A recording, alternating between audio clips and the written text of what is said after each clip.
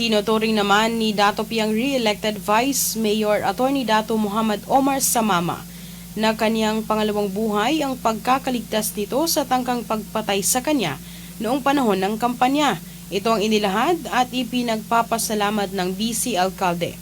Kasabayan ng kanilang isinagawang oath-taking ceremony at kanduli, pinasalamatan ni Vice Mayor Attorney Omar Samama ang lahat ng mga nakisimpatya at nagdasal na siya umanong malaking daan upang ito ay kanyang malagpasan.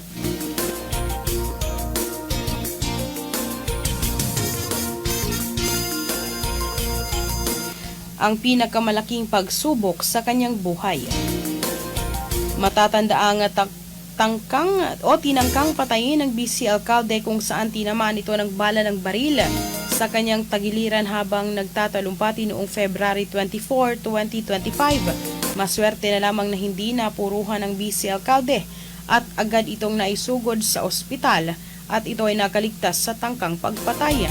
Bagamat umano marami sa kanyang mga kamag-anak ang nagalit sa nangyaring tangkang pagpatay sa kanya, nilinaw naman ni Vice Mayor Attorney Samama na wala umano silang balak na bumawi o gumanti.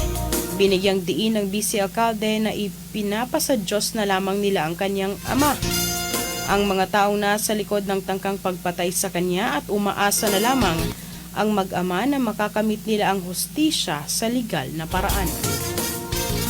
Bandera Reports Afternoon Edition.